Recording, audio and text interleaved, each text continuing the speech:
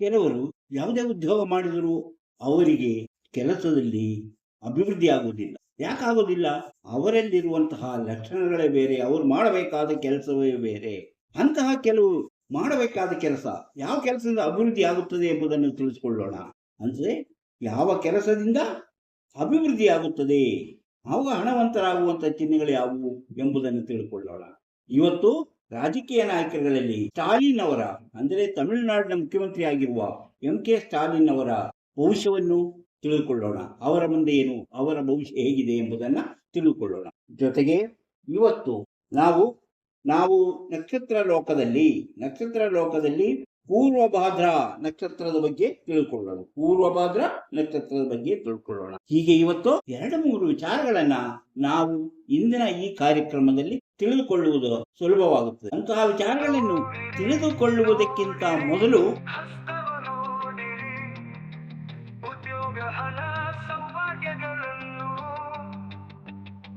ತಿಳಿಯಲು ನಿಮ್ಮ ಹಸ್ತ ನೀವೇ ನೋಡಿ, ಕೈಯಲ್ಲದು ನಿಮ್ಮ ಜೀವನ.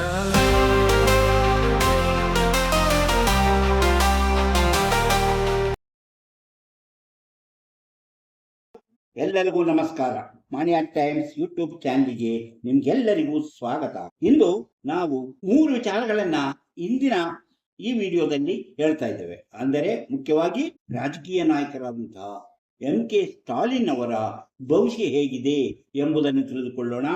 ಹಾಗೆಯೇ ನಮ್ಮ ಯಾವ ಕೆಲಸ ಮಾಡಿದಾಗ ನಮಗೆ ಅಭಿವೃದ್ಧಿ ಆಗುತ್ತದೆ, ಹಣ ಬಂದು ಸೇರುತ್ತದೆ ಎಂಬುದನ್ನ ತಿಳಿದುಕೊಳ್ಳೋಣ. ಕೆಲವರು ಯಾವುದೇ ಕೆಲಸ ಮಾಡಿದ್ರು ಬಹಳ ತೊಂದರೆ ಇರುತ್ತೆ, ಯಾವುದೇ ಅಭಿವೃದ್ಧಿಯು ಕಾಣಿಸುವುದಿಲ್ಲ, ಯಾಕೆ ಹೀಗಾಗುತ್ತದೆ ಎಂಬುದನ್ನು ಯೋಚನೆ ಮಾಡುವವರಿಗೆ ಇದೊಂದು ಮಾರ್ಗದರ್ಶನ. ಹಾಗೆಯೇ ಪೂರ್ವಭಾದ್ರ ನಕ್ಷತ್ರದ ಬಗ್ಗೆಯೂ ತಿಳಿದುಕೊಳ್ಳೋಣ.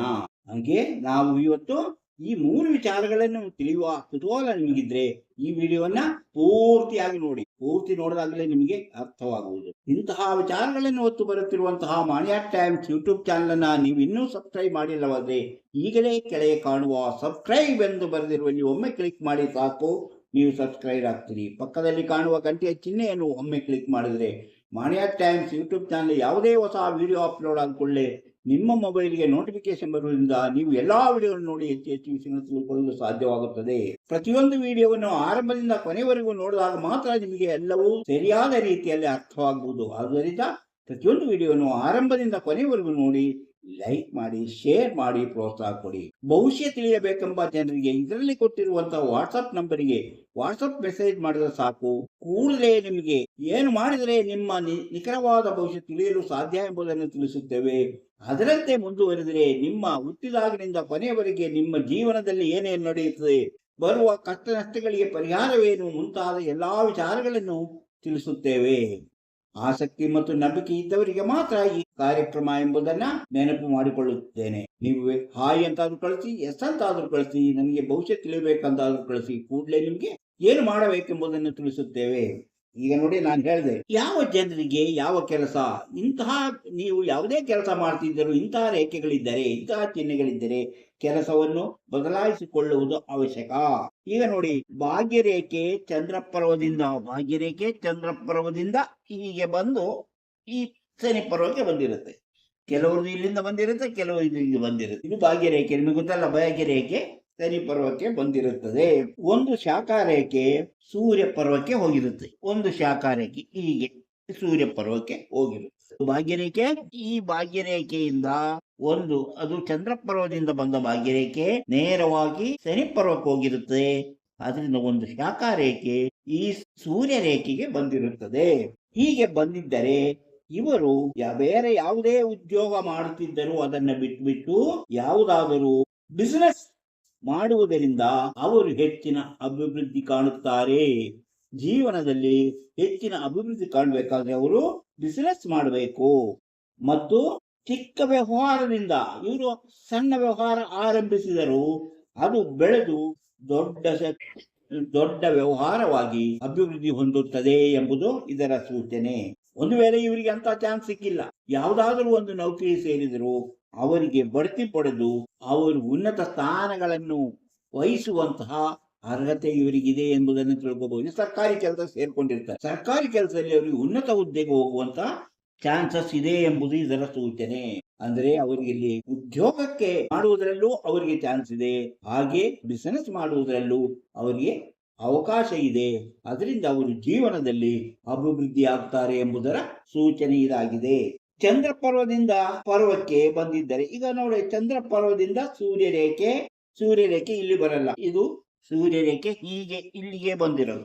ಹೀಗೆ ಸೂರ್ಯರೇಖೆ ಚಂದ್ರ ಪರ್ವದಿಂದ ನೇರವಾಗಿ ಇಲ್ಲಿಗೆ ಬಂದಿದೆ. ನೇರವಾಗಿ ಸೂರ್ಯ ಪರ್ವಕ್ಕೆ ಬಂದಿರುತ್ತೆ. ಚಂದ್ರ ಪರ್ವದಿಂದ ಸೂರ್ಯ ಪರ್ವಕ್ಕೆ ಬಂದಿದ್ದರೆ ಅವರು ವಿದೇಶಕ್ಕೆ ಹೋಗಿ ಧನಾಭಿವೃದ್ಧಿಯನ್ನ ಮಾಡಲು ಸಾಧ್ಯ ಇರುವುದರಿಂದ ಅವರು ವಿದೇಶಕ್ಕೆ ಹೋಗಿ ಕೆಲಸ ಮಾಡುವಂತಹ ಉದ್ಯೋಗವನ್ನು ಆರಿಸಿಕೊಳ್ಳುವುದು ಒಳ್ಳೆಯದು.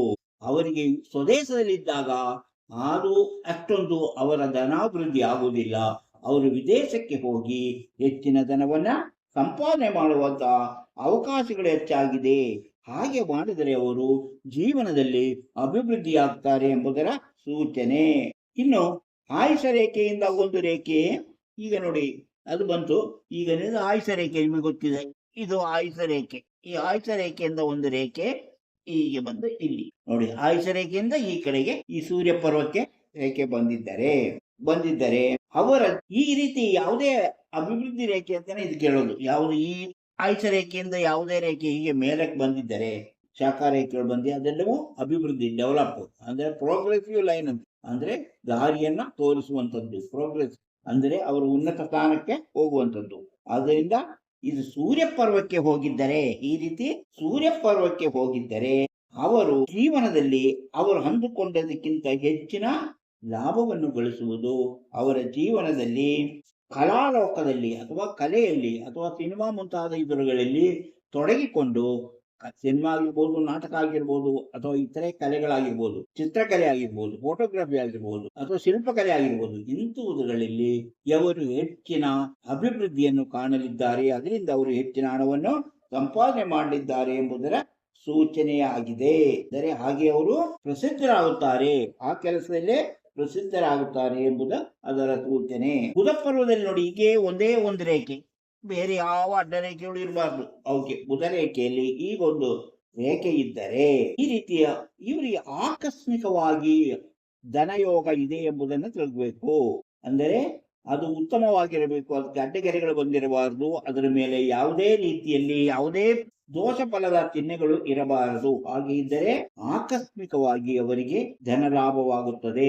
ಈಗ ಸೂರ್ಯ ರೇಖೆ, ಜ್ಞಾನ ರೇಖೆಯಿಂದ ಒಂದು ರೇಖೆ, ಶಾಖಾ ರೇಖೆ ಬಂದಿದ್ದರೆ, ಇದು ನೋಡಿ ನಿಮ್ಗೆ ಗೊತ್ತಿದೆ, ಇದು ನಮ್ಮ ಈ ಸೂರ್ಯ ರೇಖೆಗೆ ಇಲ್ಲಿಂದ ಒಂದು ರೇಖೆ, ಸೂರ್ಯ ರೇಖೆಯಿಂದ ಇಲ್ಲಿಂದ ಒಂದು ರೇಖೆ ನೋಡಿ, ಸೂರ್ಯ ರೇಖೆ ಹೀಗೆ, ಇದು ಜ್ಞಾನ ರೇಖೆಯಿಂದ ಸೂರ್ಯಕ್ಕೆ ಒಂದು ಬಂದಿದ್ದರೆ, ಒಂದು ಶಾಖಾ ರೇಖೆ ಬಂದಿದ್ದರೆ, ಚಿಕ್ಕ ವಯಸ್ಸಿನಲ್ಲಿಯೇ ಅವರು ತಮ್ಮ ಬುದ್ಧಿವಂತಿಕೆಯಿಂದ ಸಂಪತ್ತು ಮತ್ತು ಆಸ್ತಿಯನ್ನ ಸಂಪಾದನೆ ಮಾಡಿ ಅವರು ಜೀವನದಲ್ಲಿ ಪ್ರಸಿದ್ಧರಾಗುತ್ತಾರೆ.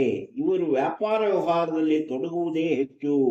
ಇವರು ಬೇರೆ ಕೆಲಸಗಳು ಮಾಡುತ್ತಾ ಇದ್ದರೂ ಸಹ ವ್ಯಾಪಾರ ವ್ಯವಹಾರಗಳಂತ ಕೆಲಸಗಳಲ್ಲಿ ಇವರಿಗೆ ಹೆಚ್ಚಿನ ಆಸಕ್ತಿ ಇರುತ್ತದೆ. ಅವರು ಹಾಗೆ ಜೀವನದಲ್ಲಿ ಹೆಚ್ಚಿನ ಆದಾಯವನ್ನು ತಂದುಕೊಳ್ಳುತ್ತಾರೆ. ಈಗ ಬುಧ ಪರ್ವದಲ್ಲಿ ಈಗ ಇಲ್ಲಿಂದ ಒಂದು ರೇಖೆ ಹೊರಟು ಹಿಂಗೆ ನೋಡಿ, ಹೀಗೆ ಇದು ಭಾಗ್ಯರೇಖೆಯಿಂದ ಒಂದು ರೇಖೆ ಹೊರಟು ಅಲ್ಲಿ ಹಲವು ರೇಖೆಗಳಿದ್ದರೆ, ಎಲ್ಲಿ ಬುಧ ಪರ್ವದಲ್ಲಿ ಇವರು ಆರೋಗ್ಯವಂತರಾಗಿರುತ್ತಾರೆ.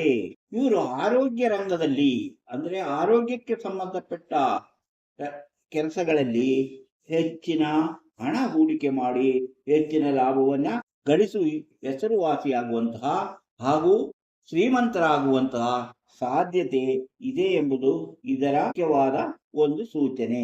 ಹಾಗೆ ನಾನು ಮೊದಲೇ ಹೇಳಿದ್ವಿ, ಹೃದಯ ರೇಖೆಯಲ್ಲಿ ಈ ತರ ಒಂದು ಚೌಕಾಕಾರದಿದ್ದರೆ, ಇವರು ಚಿಹ್ನೆ ಇದ್ದರೆ, ಅದು ಸೂರ್ಯ ಪರ್ವದ ಕೆಳಗೆ ಇದ್ದರೆ, ಅವರು ಬಯಸಿದಂತಹ ಮನೆ, ಅವರಿಗೆ ಇಷ್ಟಪಟ್ಟ ರೀತಿಯಲ್ಲಿ ಒಂದು ಮನೆಯನ್ನು ಅವರು ಕಟ್ಟಿಕೊಳ್ಳುತ್ತಾರೆ ಅಥವಾ ಕೊಂಡುಕೊಳ್ಳುತ್ತಾರೆ. ಹಾಗೆಯೇ ಎಂತಹ ರೋಗ ಬಂದರೂ ಅವರು ಬೇಗನೆ ಗುಣಮುಖರಾಗುತ್ತಾರೆ ಹಾಗೂ ಅವರಿಗೆ ಒಳ್ಳೆಯ ಅಭಿವೃದ್ಧಿಯನ್ನ ಕಾಣಬಹುದು ಎಂಬುದು ಇದರ ಸೂಚನೆ.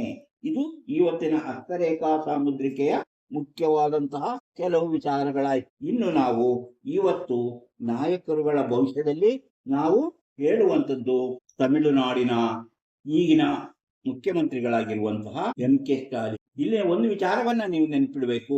ಯಾಕಂದ್ರೆ ನಾವು ಇಲ್ಲಿ ಹೇಳುತ್ತಿರುವ ಬಹುಶಃ ಲಭ್ಯವಿರುವಂತಹ ಮಾಹಿತಿಯಂತೆ ಇರುತ್ತದೆ. ಯಾಕಂದ್ರೆ ಕೆಲವರದು ಸರಿಯಾದ ಹುಟ್ಟಿದ ಸಮಯ ಗೊತ್ತಿರುವುದಿಲ್ಲ, ಕೆಲವರದು ಡೇಟ್ ಸರಿಯಾಗಿ ಗೊತ್ತಿರುವುದಿಲ್ಲ, ಅಂದಾಜಿನಲ್ಲಿ ಹೇಳಿರ್ತಾರೆ. ಆದ್ದರಿಂದ ನಮಗೆ ಸಿಕ್ಕಿರುವ ಅಂತಹ ಕೆಲವು ಮಾಹಿತಿಗಳಿಂದ ನಾವು ಇವರ ಭವಿಷ್ಯವನ್ನ ನಿರೂಪಿಸಿ ಹೇಳುವುದರಿಂದ ಎಷ್ಟರ ಮಟ್ಟಿಗೆ ಅದು ಫಲಕಾರಿ ಎಂಬುದನ್ನ ನೋಡಬಹುದು. ಆದರೆ ಹುಟ್ಟಿದ ದಿನ ಮತ್ತು ಸಮಯ ಸರಿಯಾಗಿದ್ದರೆ ಪ್ರತಿಯೊಬ್ಬರು ಹೇಳುವಂಥದ್ದು ನಿಜವಾಗಿರುತ್ತದೆ. ಈಗ ನೋಡಿ, ಎಂ.ಕೆ. ಸ್ಟಾಲಿನ್ ಅವರು ಯಾವುದೇ ವಿಚಾರದಲ್ಲಿ ಆಗಲಿ ದೃಢವಾದ ನಿರ್ಧಾರ ತೆಗೆದುಕೊಳ್ಳುವ ಎದೆಗಾರಿಕೆ ಇರುವ ವ್ಯಕ್ತಿಯಾಗಿರುತ್ತಾರೆ. ಬೇರೆಯವರು ಏನೇ ಹೇಳಿದರೂ ಮನಸ್ಸಿನೇ ಸರಿಕಂಡಂತೆ ಮುಂದುವರಿಯುವ ಜಾಯಮಾನ ಅವರದು. ಹಾಗೆಯೇ ಮಾಡುವ ಕೆಲಸದಿಂದ ದೊರೆಯುವ ಪ್ರತಿಫಲಕ್ಕಿಂತಲೂ ಅವರಿಗೆ ಇಷ್ಟವಾದ ಕೆಲಸ ಮಾಡುವುದರಲ್ಲಿ ಸಂತೋಷ ಪಡುವ ಗುಣ ಅವರಿಗಿದೆ. ಒತ್ತಾಯ ಅಥವಾ ಒತ್ತಡದಲ್ಲಿ ಮಾಡಬೇಕಾದ ಕೆಲಸವೆಂದರೆ ಅವರು ಹಿಂದೇಟು ಹಾಕುತ್ತಾರೆ. ಒತ್ತಡದಲ್ಲಿ ಕೆಲಸ ಮಾಡುವುದನ್ನು ಇಷ್ಟಪಡಲ್ಲ. ಶಾಂತವಾಗಿ ಹಾಯಾಗಿ ಕೆಲಸ ಮಾಡುವ ಉತ್ಸಾಹ ಅವರು ಹೆಚ್ಚಾಗಿ ಕಂಡು ಬರುತ್ತದೆ. ಅವರು ಜನರೊಂದಿಗೆ ಬೆರೆಯುವುದು ಮತ್ತು ಅವರ ನಾಯಕನೆನಿಸಿಕೊಳ್ಳುವುದು ಅವರ ಗುಣಗಳಲ್ಲೊಂದು. ನಾನು ಎಲ್ಲರಿಂದಲೂ ದೂರವಾಗಿ ಒಟ್ಟಿಯಾಗಿ ಬಿಡುತ್ತೇನೆ ಎಂಬ ಆತಂಕ ಅವರನ್ನು ಕಾಡುವುದುಂಟು. ಬೇಗನೆ ತಾಳ್ಮೆ ಕಳೆದುಕೊಳ್ಳುವಂತಹ ವ್ಯಕ್ತಿತ್ವ ಅವರದು. ತಪ್ಪು ಮಾಡಿದ್ದೇನೆಂದು ತಿಳಿಯುವಷ್ಟರಲ್ಲಿ ನಷ್ಟವಾಗಿರುತ್ತದೆ ಅವರ ಜೀವನದಲ್ಲಿ ಆಸೆ ಪಟ್ಟಿದ್ದನ್ನೆಲ್ಲ ಅನುಭವಿಸಲೇಬೇಕೆಂಬ ಬಯಕೆ ಅವರಿಗಿದೆ. ಅದಕ್ಕಾಗಿ ಪ್ರಯತ್ನ ಪಡುತ್ತಿರುತ್ತಾರೆ. ಆದುದರಿಂದ ಬೇರೆಯವರ ನೋವು ನಲುವಿನ ಬಗ್ಗೆ ಯೋಚಿಸದೆ ತನ್ನ ಸುಖವೇ ಮುಖ್ಯ ಎಂಬಂತೆ ನಡೆದುಕೊಳ್ಳುತ್ತಾರೆ. ಬೇರೆಯವರು ನಡವಳಿಕೆಯ ಬಗ್ಗೆ ಏನಾದರೂ ಕೆಟ್ಟದಾಗಿ ಹೇಳಿದರೆ ಕೂಡಲೇ ತೀಕ್ಷ್ಣವಾದ ರೀತಿಯಲ್ಲಿ ಪ್ರತಿಕ್ರಿಯೆ ತೋರುತ್ತಾರೆ. ಬೇರೆಯವರ ಸಲಹೆ ಸೂಚನೆಗಳನ್ನು ಅನುಸರಿಸಲು ಇಷ್ಟಪಡದ ಅವರಿಗೆ ಬೇರೆಯವರ ಸಲಹೆ ಸೂಚನೆ ಕೊಡುವುದರಲ್ಲಿ ಹೆಚ್ಚು ಉತ್ಸಾಹತೆ ಕಾಣಿಸುತ್ತದೆ. ಅಂದ್ರೆ ಬೇರೆಯವರಿಗೆ ಅವರು ಸಲಹೆ ಸೂಚನೆಯನ್ನ ಕೊಡುತ್ತಾರೆ. ಒಮ್ಮೆ ಯಾರನ್ನಾದ್ರೂ ಇಷ್ಟಪಟ್ಟರೆ ಆ ಪ್ರೀತಿ ವಿಶ್ವಾಸವನ್ನು ಬಹಳ ಕಾಲದವರೆಗೆ ಮುಂದುವರಿಸಿಕೊಂಡು ಹೋಗ್ತಾರೆ. ಅವರು ಮರೆತಿದ್ದರೂ ಕೆಲವೊಮ್ಮೆ ಅವರು ಬೇರೆಯವರ ವಿಚಾರದಲ್ಲಿ ಮರೆತಿದ್ದರು ಅವರು ಕೆಲವೊಮ್ಮೆ ಅವರಿಗೆ ತಾವೇ ಫೋನ್ ಮಾಡಿ ಪ್ರೀತಿ ವಿಶ್ವಾಸವನ್ನು ನವೀಕರಿಸಿಕೊಳ್ಳುತ್ತಾರೆ. ಪರಿಚಯದವರನ್ನು ನೆನಪು ಮಾಡಿಕೊಳ್ಳುತ್ತಾರೆ. ಆಕರ್ಷಕವಾಗಿ ಮಾತನಾಡಿ ಜನರ ಪ್ರೀತಿ ವಿಶ್ವಾಸ ಗಳಿಸುವುದು ಹೇಗೆಂದು ಅವರಿಗೆ ಚೆನ್ನಾಗಿ ಗೊತ್ತು. ಕೋಪ ಬಂದರೆ ಆ ಪ್ರೀತಿ ವಿಶ್ವಾಸವನ್ನೆಲ್ಲ ಮರೆತು ಬಿಡುತ್ತಾರೆ. ಮನೋಧೈರ್ಯ ಹೆಚ್ಚಾಗಿರುವುದರಿಂದ ಬೇರೆಯವರೊಂದಿಗೆ ಹೇಗೆ ಮಾತನಾಡಬೇಕೆಂದು ಗೊತ್ತು. ಕಾರ್ಯಸಾಧಿ ಕತ್ತೆ ಕಾಲು ಕಟ್ಟು ಎಂಬಂತೆ ಕೆಲಸ ಮಾಡಬೇಕಾದ್ರೆ ಏನು ಮಾಡಬೇಕೆಂದು ಅವರಿಗೆ ತಿಳಿದಿದೆ. ಆದುದರಿಂದ ಮುನ್ನುಗ್ಗಿ ಹೋಗುತ್ತಾರೆ. ಮಾತು ಹಾವಭಾವಗಳನ್ನು ಕಂಡು ಎಲ್ಲರೂ ಅವರನ್ನು ಇಷ್ಟಪಡುತ್ತಾರೆ. ಹಾಗೆ ನೋಡುವುದಾದರೆ ಅವರಿಗೆ ಅರೇಂಜ್ಡ್ ಮದುವೆನೇ ಹೆಚ್ಚು ಸರಿಯಾಗಿ ಹೋಗುವುದು ಅಂತ ಕಾಣುತ್ತೆ. ಜೀವನದಲ್ಲಿ ಆಸೆಗಳಿವೆ, ಆದರೆ ಹೆಬ್ಬಯಕೆಗಳು ಕಡಿಮೆ ಎಂದೇ ಹೇಳಬಹುದು. ಜೀವನದಲ್ಲಿ ನೆನೆಸಿರದಂತಹ ರೀತಿಯ ಬದಲಾವಣೆಗಳು ಸಂಭವಿಸುತ್ತಿರುತ್ತದೆ. ಒಂದು ರೀತಿಯಲ್ಲಿ ಹೇಳುವುದಾದರೆ ಅವರಿಗೆ ತಂದೆ ತಾಯಿ ವಾತ್ಸಲ್ಯ ಹೆಚ್ಚಾಗಿ ಕಂಡು ಬರುತ್ತದೆ. ದಾಂಪತ್ಯ ಜೀವನದಲ್ಲಿ ಅಡ್ಜಸ್ಟ್ಮೆಂಟ್ ಅಂದರೆ ಹೊಂದಾಣಿಕೆ ಅವಶ್ಯಕ. ಸಂತೋಷ ದಾಂಪತ್ಯ ಜೀವನಕ್ಕೆ ಅದು ಅವಶ್ಯಕವಾಗಿರುತ್ತದೆ. ಅದೆಲ್ಲವೂ ನಡೆದು ಹೋದಂತಹ ಕಥೆಗಳು. ಆದ್ದರಿಂದ ಅದನ್ನೆಲ್ಲವೂ ಇನ್ನು ಹೇಳಬೇಕಾದ ಅವಶ್ಯಕತೆ ಇಲ್ಲ. ಒತ್ತಡ ಕಡಿಮೆ ಇರುವ ಕೆಲಸಗಳನ್ನು ಆಯ್ಕೆ ಮಾಡಿಕೊಳ್ಳುವುದೇ ಜಾಣತನ. ಯಾಕಂದ್ರೆ ಸ್ವಂತ ಊರು ಬಿಟ್ಟು ಬೇರೆ ಊರಿಗೆ ಹೋದರೂ ಅವರ ಊರಿನ ಸೆಳೆತ ಹೆಚ್ಚಾಗಿರುತ್ತೆ. ಆದ್ದರಿಂದ ಸ್ವಂತ ಊರಿನಲ್ಲಿದ್ದು ಉದ್ಯೋಗ ಮಾಡುವುದು ಅವರಿಗೆ ಇಷ್ಟವಾದ ಕೆಲಸ. ಪ್ರೌಢ ಶಿಕ್ಷಣ ಪಡೆಯುವ ಹೆಚ್ಚು ಉತ್ಸಾಹದಿಂದ ಕಲಿಯುತ್ತಿದ್ದ ಅವರಿಗೆ ಮುಂದಿನ ಶಿಕ್ಷಣದಲ್ಲಿ ಹಲವು ರೀತಿಯ ಸಮಸ್ಯೆಗಳು ಎದುರಾಗಿರುವ ಸೂಚನೆಗಳು ಕಾಣಿಸುತ್ತೆ. ಉದ್ಯೋಗ ರಂಗದಲ್ಲಿ ಅಂದರೆ ಅವರು ಮಾಡುವಂತಹ ಸ್ಥಳದಲ್ಲಿ ಹೆಚ್ಚು ಜನರ ಪ್ರೀತಿ ವಿಶ್ವಾಸ ಗಳಿಸುವ ಸೂಚನೆಗಳು ಕಂಡುಬರುತ್ತದೆ. ಯಾರಾದರೂ ವಿಮರ್ಶೆ ಮಾಡಿದರೆ ತಕ್ಷಣ ಅದಕ್ಕೆ ಪ್ರತಿಕ್ರಿಯೆ ವ್ಯಕ್ತಪಡಿಸುತ್ತಾರೆ. ಇದಿಷ್ಟು ಸಾಮಾನ್ಯವಾಗಿ ಅವರಲ್ಲಿ ಕಂಡು ಬರುವಂತಹ ಗುಣಗಳು. ಈಗ ಅವರ ಯಾವ ವಯಸ್ಸಿನಲ್ಲಿ ಯಾವ ಘಟನೆಗಳು ನಡೆಯಬಹುದು ಎಂಬುದನ್ನು ನೋಡೋಣ. ಸುಮಾರು 10 ವರ್ಷದವರೆಗೆ ಜೀವನದಲ್ಲಿ ಕೆಲವು ಆರೋಗ್ಯ ಸಮಸ್ಯೆಗಳು ಕಾಡುವ ಸಾಧ್ಯತೆ ಇದೆ. ತಂದೆ ತಾಯಿ ಜೀವನದಲ್ಲಿ ಕೆಲವು ಸೌಭಾಗ್ಯಗಳು ಈ ಕಾಲದಲ್ಲಿ ಕಂಡುಬರುತ್ತಿದೆ. ಹಣಕಾಸಿನ ವಿಷಯದಲ್ಲಿ ಅವರಿಗೆ ಹೆಚ್ಚಿನ ಸಮಸ್ಯೆಗಳಿರಲಿಲ್ಲ. ಮುಂದೆ ಸುಮಾರು 19 ವರ್ಷಗಳ ಕಾಲ ಅಂದರೆ ಸುಮಾರು 21ನೇ ವಯಸ್ಸಿನವರೆಗೆ ಪ್ರತಿಯೊಂದು ಹೆಜ್ಜೆಯನ್ನು ತುಂಬಾ ಎಚ್ಚರಿಕೆಯಿಂದಿರಬೇಕಾದ ಸಮಯವಾಗಿತ್ತು. ಮಾಡುವ ಪ್ರತಿಯೊಂದು ಕೆಲಸದಲ್ಲೂ ಸಮಸ್ಯೆಗಳು ಎದುರಾಗುವ ಸಾಧ್ಯತೆ ಇತ್ತು. ಅದರಲ್ಲೂ ಸುಮಾರು 12ನೇ ವಯಸ್ಸಿನಿಂದ 15ನೇ ವಯಸ್ಸು ಮತ್ತು 26ನೇ ವಯಸ್ಸಿನ ಸುಮಾರು 29ನೇ ವಯಸ್ಸಿನಲ್ಲಿ ದೋಷಫಲಗಳೇ ಹೆಚ್ಚಾಗಿ ಕಂಡುಬರುತ್ತದೆ. ಅಂದುಕೊಂಡಂತೆ ಏನೂ ನಡೆಯುವುದಿಲ್ಲ ಎಂದು ತಿಳ್ಕೊಳ್ಳುತ್ತಾರೆ. ಉಳಿದ ಸಮಯ ಅಂದರೆ 15ನೇ ವಯಸ್ಸಿನಿಂದ ಸುಮಾರು 26ನೇ ವಯಸ್ಸಿನ ಸುಖ ದುಃಖ ಸಮ್ಮಿಶ್ರ ಕಾಲವಾಗಿರುತ್ತೆ. ಉದ್ಯೋಗಕ್ಕೆ ಸೇರಬಹುದು, ಸ್ವಂತ ದುಡಿಮೆಯಿಂದ ದಾರಿ ಕಂಡುಕೊಳ್ಳಬಹುದು. ಆದರೆ ನಿರಂತರವಾದ ಪ್ರಯತ್ನ ಇದ್ದರೆ ಮಾತ್ರ ಅವರು ಅಂದುಕೊಂಡಂತಹ ಸ್ಥಿತಿಯಲ್ಲಿ ಬೆಳೆಯಲು ಸಾಧ್ಯವಾಗುತ್ತದೆ. ಅದೆಲ್ಲವೂ ಕನಸಾಗಿ ಉಳಿದು ಅವರಿಗೆ ಅಪಕೀರ್ತಿಯೂ ಸಾಧ್ಯತೆ ಇದೆ. ಯೋಗ್ಯವಾದ ಸಮಯದಾಗಿರುತ್ತದೆ, ಅಂದರೆ ವಿವಾಹಕ್ಕೆ ಯೋಗ್ಯವಾದ ಸಮಯದಾಗಿದೆ. ಎಚ್ಚರಿಕೆಯಿಂದ ಯೋಚಿಸಿ ನಿರ್ಧಾರ ತೆಗೆದುಕೊಂಡರೆ ಉತ್ತಮ ಗುಣವಿರಬಹುದು. ಆದರೂ ಗಂಡನ ಮನೆಯಲ್ಲಿ ಇವರಲ್ಲಿ ಯೌವನದ ವಯಸ್ಸಿನಲ್ಲಿ ಸಂತೋಷದೊಂದಿಗೆ ಕಷ್ಟವನ್ನು ಅನುಭವಿಸುವ ಸೂಚನೆಗಳು ಕಂಡುಬರುತ್ತದೆ. ಹಾಗಾಗಿ ಸುಮಾರು 30ನೇ ವಯಸ್ಸಿನಿಂದ 48ನೇ ವಯಸ್ಸಿನವರೆಗೆ ಸೌಭಾಗ್ಯ ಸಮಯ. ಅವರಿಗೆ ಎಲ್ಲಾ ರೀತಿಯ ಸೌಭಾಗ್ಯಗಳು ಆ ಕಾಲದಲ್ಲಿ ದೊರೆಯುತ್ತದೆ. ನಾಯಕತ್ವ ಗುಣ, ನಾಯಕರಾಗಿ ಮೆರೆಯುವುದು. ನಾಯಕರು ಯಾವುದಾದರೂ ಒಂದು ಸಂಘ ಸಂಸ್ಥೆ ಅಥವಾ ಊರಿನ ನಾಯಕರೆನಿಸಿಕೊಳ್ಳುತ್ತಾರೆ. ಅದೇ ರೀತಿ ಕೈ ತಪ್ಪಿ ಹೋಗಬಹುದೆಂದುಕೊಂಡಿದ್ದ ಅಥವಾ ತಂದೆಯಿಂದ ಬರಬಹುದಾದಂತಹ ಹಲವು ಅಧಿಕಾರವಾಗಿರಬಹುದು, ಆಸ್ತಿ ಆಗಿರಬಹುದು, ಮುಂತಾದವು ಬಂದು ಸೇರಲಿದೆ. ಅನುಭವಿಸಿದ ಕಷ್ಟ ನಷ್ಟಗಳು ದೂರವಾಗಿ ಹೆಚ್ಚು ಸಂತೋಷ ಅನುಭವಿಸುವಂತಹ ಕಾಲ ಅದಾಗಿರುತ್ತದೆ. ದೇವಸ್ಥಾನ ಆಧ್ಯಾತ್ಮಿಚಾರಗಳಿಗೆ ಹೆಚ್ಚಿನ ಆಸಕ್ತಿ ಮೂಡುವುದಿಲ್ಲ. ಜನಾಭಿವೃದ್ಧಿಯು ಹೆಚ್ಚಾಗಲಿದೆ. ಈ ಸಮಯದಲ್ಲಿ ಗೆಳೆಯರಿಂದ ನೆರವು, ಅವರ ಪ್ರೀತಿ ವಿಶ್ವಾಸಗಳನ್ನು ಹೆಚ್ಚಾಗಿ ಅನುಭವಿಸುತ್ತಾರೆ. ಸೌಭಾಗ್ಯಗಳಿದ್ದರೂ ಅಂದುಕೊಂಡಂತೆ ಇತರರ ಪ್ರೀತಿ ದೊರೆಯುತ್ತಿಲ್ಲ ಎಂಬ ಕೊರವು ಕಾಡುವ ಸಾಧ್ಯತೆ ಕಂಡುಬರುತ್ತದೆ. ಹಾಗೆ ಸುಮಾರು 48ನೇ ವಯಸ್ಸಿನಿಂದ 68ನೇ ವಯಸ್ಸಿನವರೆಗೆ ದೇವರ ಕೆಲಸ ಕಾರ್ಯಗಳಲ್ಲಿ, ಅಂದರೆ ಅವರು ಮಾಡುವಂತಹ ಜನಾರ್ದನ ಕೆಲಸ ಕಾರ್ಯಗಳಲ್ಲಿ ಹೆಚ್ಚಿನ ಆಸಕ್ತಿ ಬರುವುದು. ಕೆಲವು ರೋಗಗಳು ಕಾಡುವಂತಹ ಸೂಚನೆ ಇದೆ. ಆರೋಗ್ಯದ ಬಗ್ಗೆ ಹೆಚ್ಚು ಕಾಳಜಿ ವಹಿಸಬೇಕಾದ ಸಮಯವಾಗಿರುತ್ತದೆ. ಉತ್ತಮ ಆರೋಗ್ಯ ಲಭಿಸಬಹುದು. ಮುಂದೆ 65ನೇ ವಯಸ್ಸಿನಿಂದ ಸೌಭಾಗ್ಯ ಕಾಲವಾದರೂ ಅದರ ಫಲ ಪೂರ್ಣವಾಗಿ ಪಡೆಯುವುದು ಕಷ್ಟವಾಗುತ್ತದೆ. ಆಯಾಗಿರುವ ಬಗ್ಗೆ ಯೋಚಿಸುವ ಸಮಯವಾಗಿದ್ದರೂ ಸಹ ಹೆಚ್ಚಿನ ಜವಾಬ್ದಾರಿಯನ್ನು ಹೊರುವಂತಹ ಸಮಯವಾಗಿರುತ್ತದೆ. 72ನೇ ವಯಸ್ಸಿನವರೆಗೆ ಹಾಗೆ ಮುಂದುವರಿಯಲಿದೆ. ಕೆಲವು ಒಳ್ಳೆಯ ಮತ್ತು ಕೆಟ್ಟ ಅನುಭವಗಳು ಎದುರಾಗಬಹುದು. ಹಾಗೆ ಅವರ ಜೀವನ ಮತ್ತು ಕಾಲ ಮುಂದುವರಿಯಲಿದೆ. ಅಂದರೆ ಅವರು ಜೀವನದಲ್ಲಿ ನಾಯಕತ್ವ ಗುಣವನ್ನು ಬೆಳೆಸಿಕೊಂಡಿರುತ್ತಾರೆ ಹಾಗೂ ನಾಯಕರಾಗಿ ಅವರು ಬೆಳೆಯುತ್ತಾರೆ. ಹೆಚ್ಚು ಹೆಚ್ಚು ಜನರ ಸ್ನೇಹವನ್ನು ಸಂಪಾದಿಸುತ್ತಾರೆ. ಹೀಗೆ ಅವರು ತಮ್ಮ ಜೀವನದ ಸುಮಾರು 70-78ನೇ ವಯಸ್ಸಿನವರೆಗೆ ಅವರ ಅಧಿಕಾರಾವಧಿ ಮುಂದುವರಿಯಬಹುದು. ಆದರೆ ಇಲ್ಲಿ ಹೇಳಿರುವಂತಹ ವಯಸ್ಸು ಹೆಚ್ಚು ಕಡಿಮೆ ಆಗಬಹುದು. ಯಾಕಂದರೆ ಅವರ ನಿಖರವಾದಂತಹ ವಿಷಯಗಳು, ಅಂದರೆ ಅವರ ಹುಟ್ಟಿನ ಬಗ್ಗಿನ ನಿಖರವಾಗಿದ್ದರೆ ಎಲ್ಲವೂ ಸರಿಯಾಗಿರುತ್ತದೆ. ಎಲ್ಲಾದರೂ ತಪ್ಪಿದ್ದರೆ ಅವರು ಜೀವನದಲ್ಲಿ ಇಲ್ಲಿ ಹೇಳಿರುವಂತಹ ಕೆಲವು ವಿಚಾರಗಳು ಹೆಚ್ಚು ಕಡಿಮೆ ಆಗುವುದು, ವಯಸ್ಸಿನ ಹೆಚ್ಚು ಕಡಿಮೆ ಆಗುವುದು ಎಂಬುದನ್ನು ತಿಳ್ಕೊಳ್ಬೇಕು. ಈಗ ನೋಡಿ, ನಮ್ಮ ನಕ್ಷತ್ರ ಲೋಕದಲ್ಲಿ ಇವತ್ತು 24ನೇ ನಕ್ಷತ್ರವನ್ನ ಹೇಳಿಯಾಗಿದೆ. ಈಗ 25ನೇ ನಕ್ಷತ್ರ. ನಿಮಗೆಲ್ಲರಿಗೂ ಗೊತ್ತು, 27 ನಕ್ಷತ್ರಗಳು ಇರುವುದು. ಆ ನಕ್ಷತ್ರಗಳಲ್ಲಿ ಸೇರಿಕೊಂಡು ಒಂದೊಂದು ರಾಶಿ ಆಗುತ್ತೆ. 12 ರಾಶಿಯಲ್ಲಿ 27 ನಕ್ಷತ್ರಗಳು ಬರುತ್ತೆ. ಆ ನಕ್ಷತ್ರಗಳಾದ್ಮೇಲೆ ರಾಶಿಯ ಬಗ್ಗೆ ಹೇಳ್ತೇನೆ, ಯಾವ ರಾಶಿಯವರಿಗೆ ಏನು ಫಲ ಎಂಬುದನ್ನು. ಇವತ್ತು ಪೂರ್ವ ಭಾದ್ರ ನಕ್ಷತ್ರದ ಬಗ್ಗೆ ಹೇಳ್ತೇನೆ. ಈ ಚುರುಕಾಗಿ ಕೆಲಸಗಳನ್ನು ಮಾಡಿ ಮುಗಿಸುವ ಉತ್ಸಾಹದ ಹಾಗೂ ಜನರು ಈ ನಕ್ಷತ್ರದವರು.